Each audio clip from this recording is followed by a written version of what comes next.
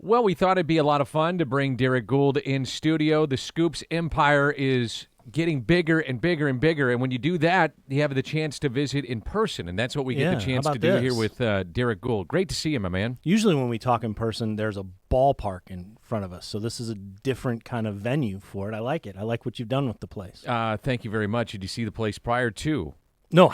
So you're not really sure what I did with the place? No, I'm not. But I trust that you did something with it. And I look forward to what more you're going to do with it. Yeah. Right? We're going to emblazon Scoops behind us? Yes, we're going to have a little fun with this. Good. Let's jump right into it. The Hall of Fame ballot has been asked to be brought in for the writers and by the writers. Right. So those are all in. We're going to try to break some of that down with your Hall of Fame votes, and we won't give away everyone, but we'll start with what is a St. Louis connection, and that's Larry Walker. Yeah. I think he's a Hall of Famer.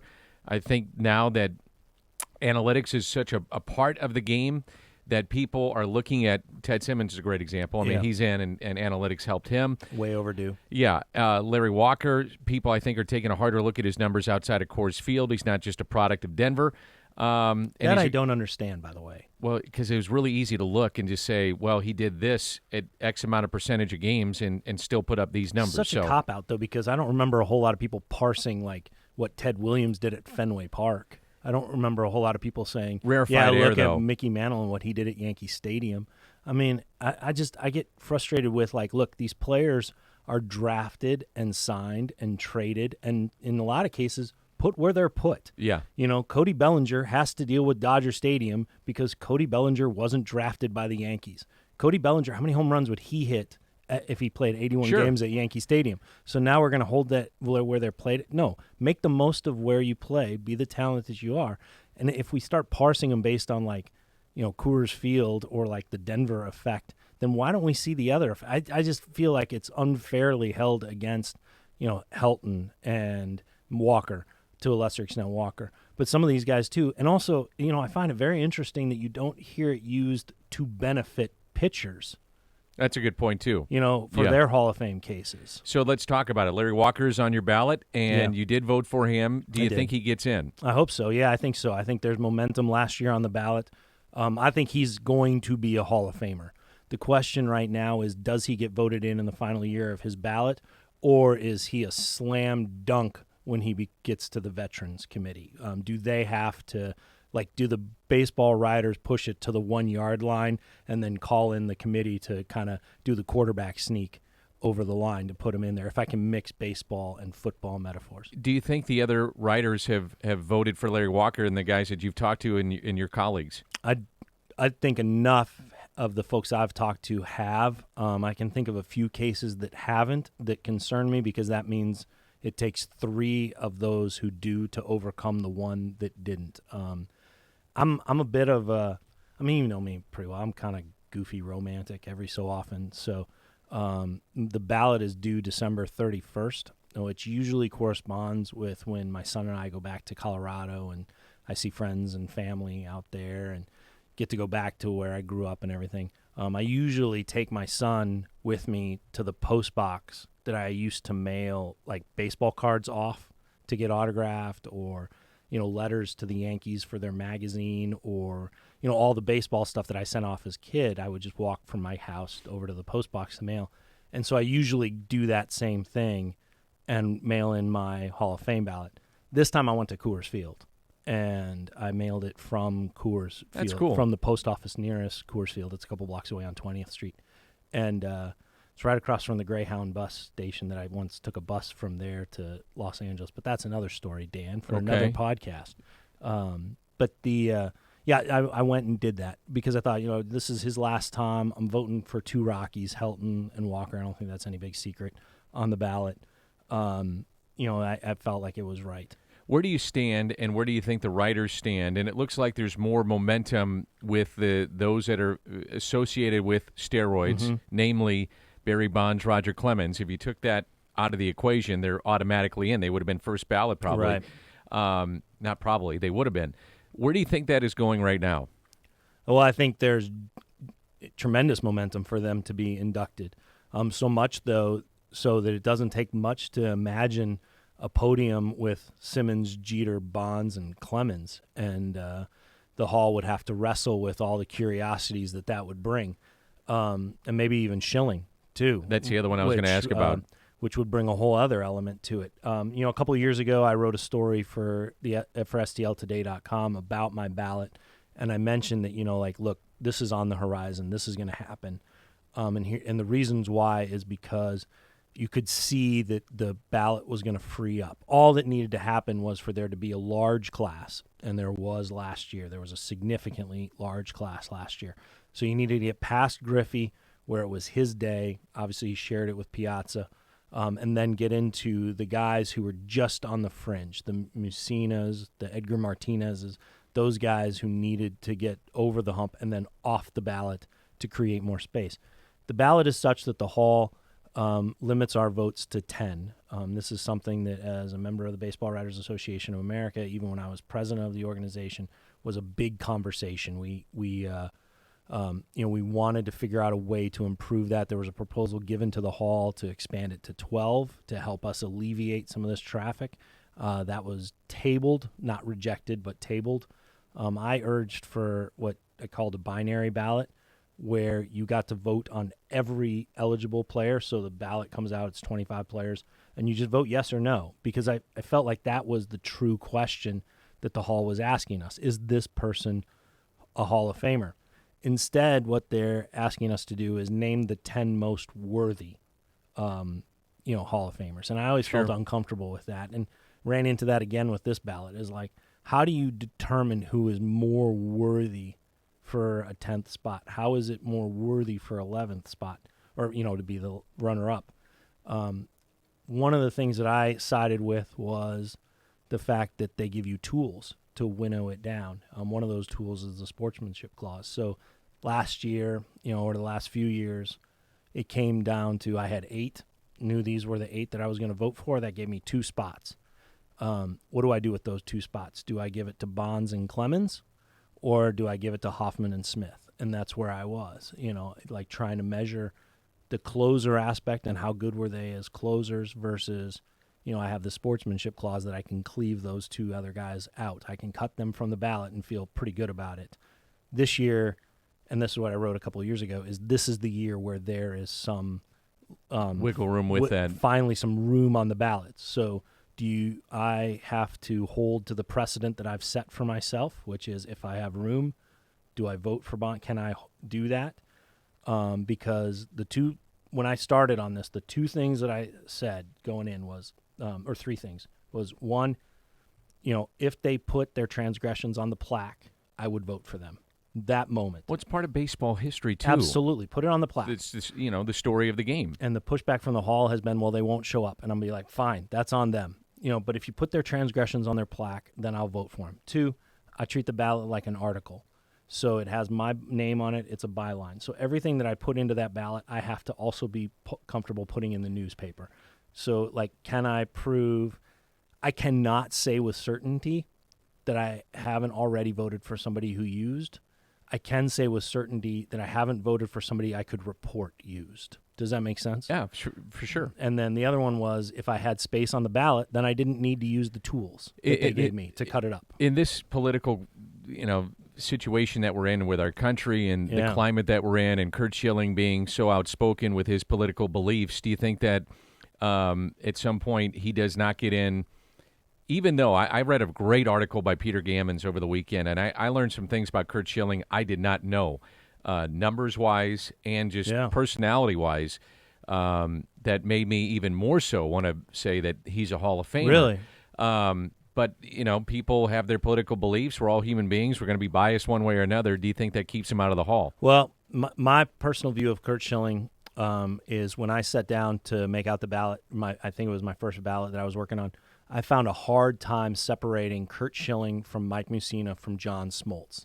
And yet I knew that John Smoltz was going to be ushered into the Hall of Fame, as quick as possible. What about Schilling's, though, postseason resume? It's which amazing.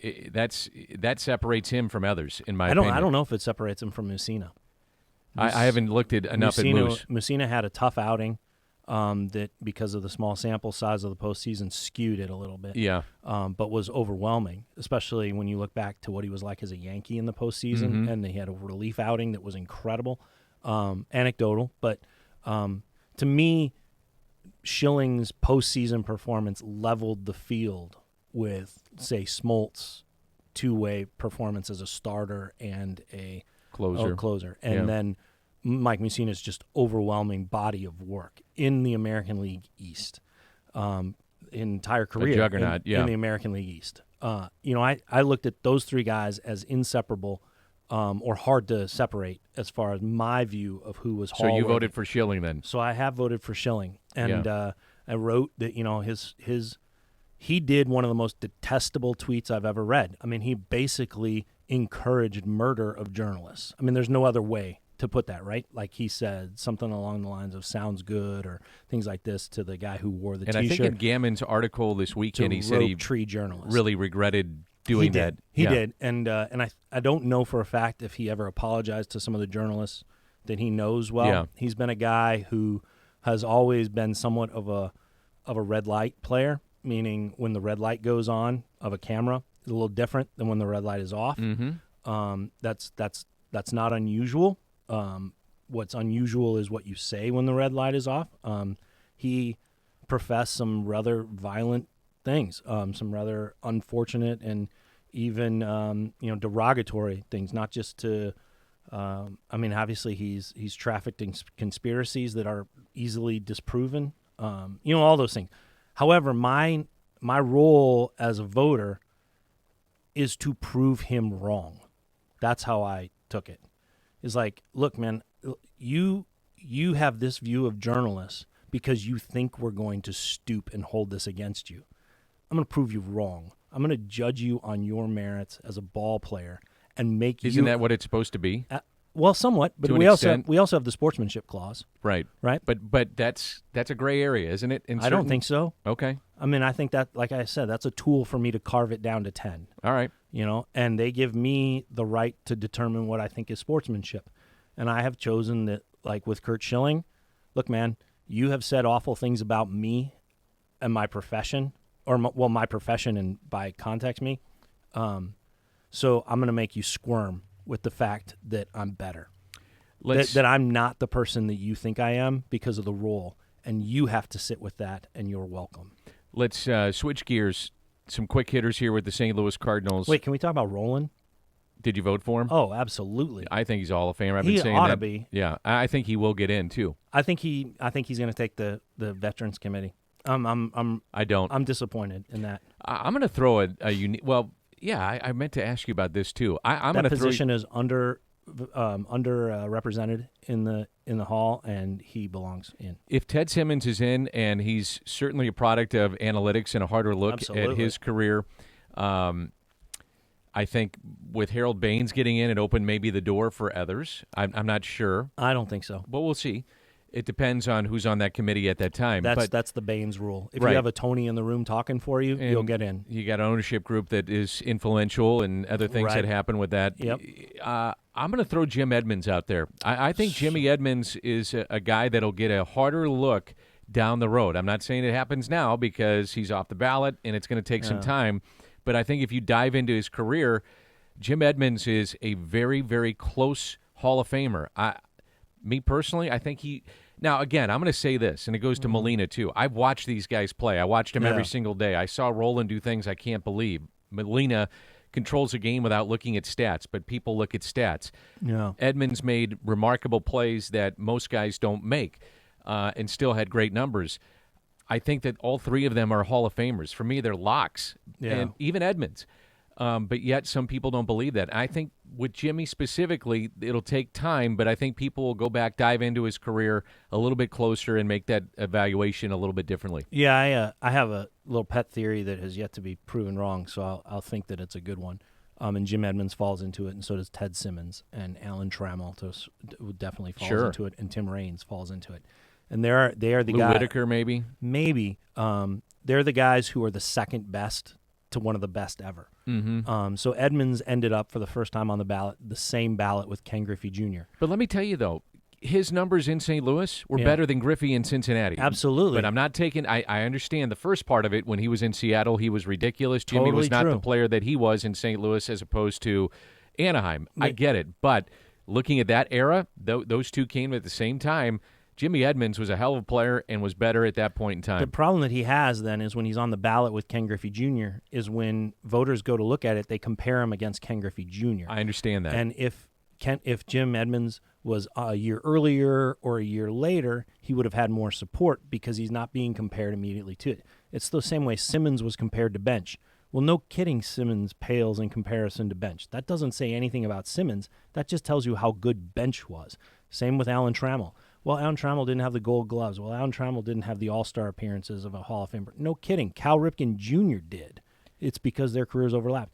Well, Tim Raines, he wasn't the best leadoff hitter of his era. That's correct, because Rickey Henderson is the greatest leadoff hitter of all time, and Tim Raines happened to be second to the greatest leadoff hitter of all time. You see that when these guys are compared against some of the best ever, like some of the best players ever, they pale in comparison. Jeter, there's not a guy who's going to be hurt by Jeter, you think, on this ballot because they're not getting compared to him as a shortstop or compared to him as a leader because they would pale in comparison to him too. Or, a leader's the wrong word, champion, right? Okay. So there's not going to be that thing. Jim Edmonds, I voted for him because it was like he deserved the vote, but there needed to be longer conversation of him. He fell off. Same thing happened to Ted Simmons. He fell off in the first year. And that was constantly held against them. And I remember having a conversation with a member of a veterans committee, this about 10 years ago, when Simmons fell short. And the former player, told me, he goes, well, you guys didn't vote for him, and we have to take that into account. And I said, why? You guys love to tell us how we don't know the game. You love to tell us how little we know about who belongs in the Hall. This is your chance. This is your chance to say the writers got it wrong. And instead you go, well, the writers didn't really give him support. That doesn't make any sense to me. Mm-hmm. And so I think there's always going to be that element of it where it's a comparative ballot because of the 10 worthy. It becomes a comparative ballot. And Edmonds was unfairly had his vote, support skewed by being compared to Ken Griffey Jr. I don't want to give away your entire ballot. I'll leave that to the Post-Dispatch. And I'm going to do a chat with that. Yeah, and let you argue with everybody else that it's going to be awesome. Disagree with you. So let's talk about some quick hitters here with the St. Louis Cardinals. And the market for Marcell Ozuna seems to be dwindling. Yeah. Nicholas Castellanos is still there. Reds go out. They sign a center fielder for a 3-year deal to come from overseas and play for them. That would have been a landing spot. Still might be a landing spot for Ozuna. But they would then have an influx of outfielders, and then they have to make some moves. So we'll get into that here. Do they, though? Sure they do. I mean, I don't think they like Aquino, Senzel, the new outfield they just signed. Winker they've got. I mean, they've got some guys. Now, you can get rid of guys and make space. Well, but Senzel could play somewhere else. Let's talk, though, about Ozuna. Okay. All right, so St. Louis, is it still an option? Yes. And do you think it happens? So the Cardinals have adopted a posture here of that they're going to stay in the conversation until he signs somewhere else or until he closes the door on them. They don't want to be the one that closes the door. They want Ozuna to do that. Ozuna has not done that. Ozuna has made it clear that his preference is to return, all things being equal. But this point, all the offers are not equal. The Cardinals don't want to go the length of years that he wants to go. So what's it going to? What does he want to go, and what's it going to take he wants to bring that him in 4 here? or 5 year. I mean, there's no reason why he shouldn't aim for at least the length that, say, like a Fowler got just a few years ago, with slightly more money.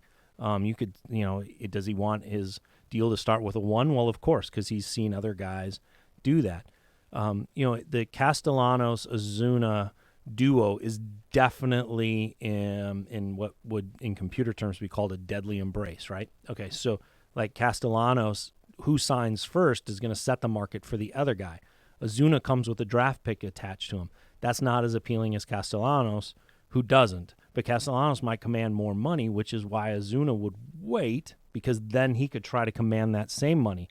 And also know that the teams that don't sign Castellanos are then more urgent to get someone like him.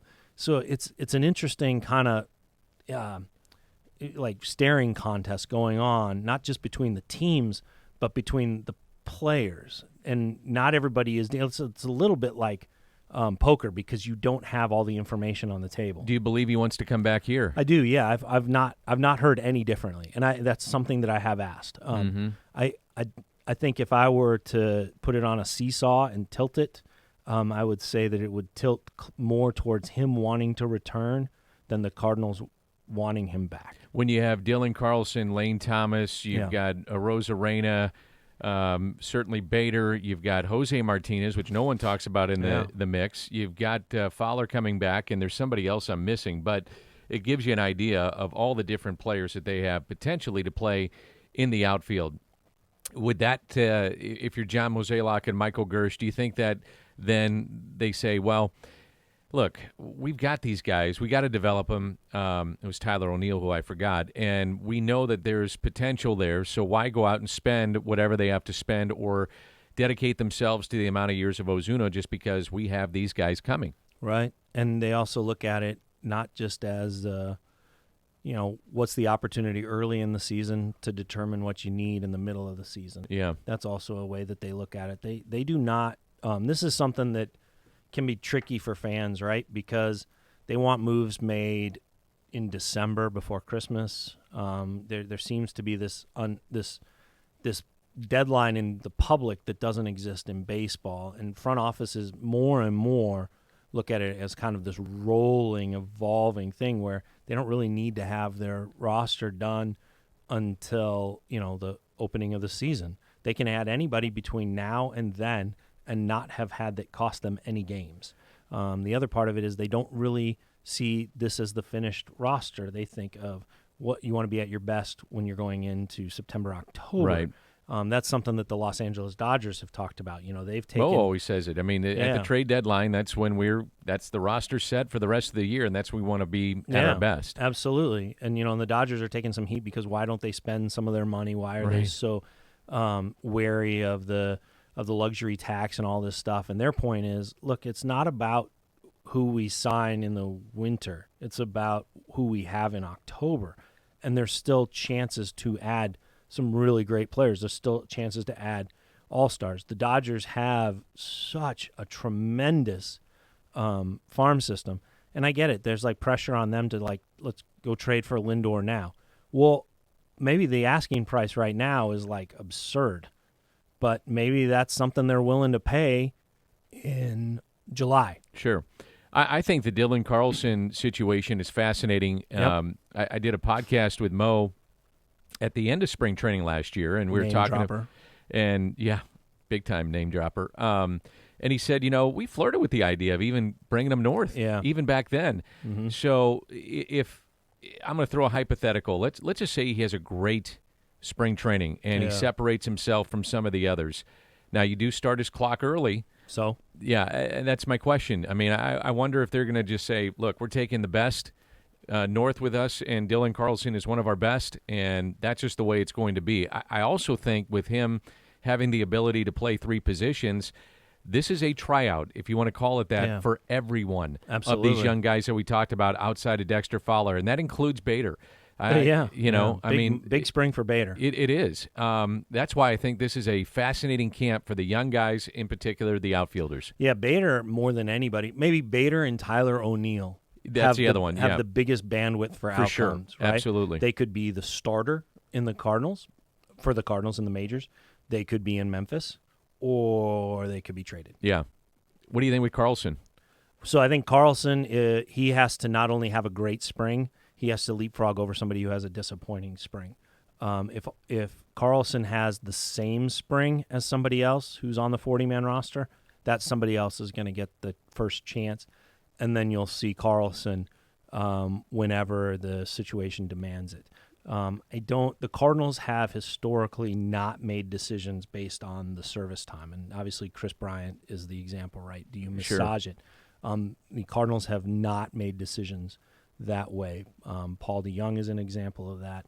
Jack Flaherty, Jordan Hicks, Alex Reyes. These are all guys. Michael Wacha is a free agent. They can help. They come massage. up. Yeah. Paul DeYoung would have cost the Cardinals quite a bit more had they not done an extension for him because of when they brought him up. He qualified as a Super 2. They did not massage his. They could have. They could have sent him down for a week, 2 weeks, and really tried to manipulate that to avoid the Super 2. They didn't. He helped by signing an extension. Let's be honest. Oscar Taveras came up and stayed and likely would have been a Super 2. Yes, he would have. So, you had that decision that they made based on what they needed. And Taveras was in that same spot, too. They almost brought him up for October, you'll recall, when Carlos Beltran was a question mark. Yeah. I'm going to finish it up with a couple more questions. Carlos Martinez, what do you think? Does he and everybody knows they're going to give him every opportunity to be a starter. Yeah. They go out and sign Kim. KK? Yep, KK Kim. But Martinez, when spring training ends, what do you think? In the rotation or in your bullpen? I just don't think we have enough information. I mean, you just don't know. Yeah. There's so much unknown. And by all accounts, he's healthy and ready to go. Yeah, he's got he's either in Jupiter or on his way to Jupiter right now. He's going to spend most of this month in Jupiter. He's got a battery of exams and workouts and things that he's going to do here in St. Louis around the time of the warm-up, which is pretty standard. Yeah. And they will know more about it, but they thought that they would have a better confidence at this point in the offseason, and it has come around to the fact that they're not until he goes and pitches. They just aren't going to know until he has a 5-day schedule, until he's into March and they make the call. It makes the competition a little bit interesting, or not a little bit, but very, very interesting and a little bit complicated, because you're going to throw open the closer job knowing that he might fall into that the final week. Mm-hmm. And there's no harm in that. I mean, if Helsley goes out and has a great spring, seizes the closer job, or somebody else does, and then gets to opening day and they're like, hey, look, Carlos is not in the rotation, he's our closer, then you're a really good setup guy. I'll wrap it up with this. Something very near and dear to your heart is the Writers' Dinner, and St. Louis is one of the final cities to have a baseball Writers' Dinner, and that's coming up. You mentioned the winter warm-up, so we're just about a couple weeks away. Yeah, the Sunday of the winter warm-up, Sunday right before Martin Luther King Day, is the annual baseball Writers' Dinner. Tremendous showing this year. We're going to have the Gold Glove there to give to Colton Wong. Going to have the Manager of the Year award to give to Mike Schilt. It'll be the first time both of those guys really get a chance to see those awards. The St. Louis Baseball Person of the Year goes to Jack Flaherty. He had a rather good year. You might have called a few times. Pretty good second half. Yeah, pretty remarkable year overall. Yes, it was. I mean, fourth in the Cy Young vote. Second half for the ages. Yep. Since 1900, the only guy to pitch more than 60 innings and have an ERA that low, and then the other guy was Gibson-esque. Was Jake Arrieta, who won the Cy Young. So, Flaherty, remarkable. Paul Goldschmidt is going to get the Darryl Kyle Award. Bill James were presenting the Branch Rickey Award for Innovation in Baseball. That's an award that several of us are very proud of. And most of all, what makes this so important is, the notion that what we do with the money we raise there, and we take it and we give it to scholarships and we give it to an internship that is the only one of its kind in the country, really. The baseball writers fund an internship at the Post-Dispatch all summer. It's to honor Rick Hummel's induction into the Hall of Fame in 2007 into the writers' wing there. One of the recipients of that was Ben Fredrickson.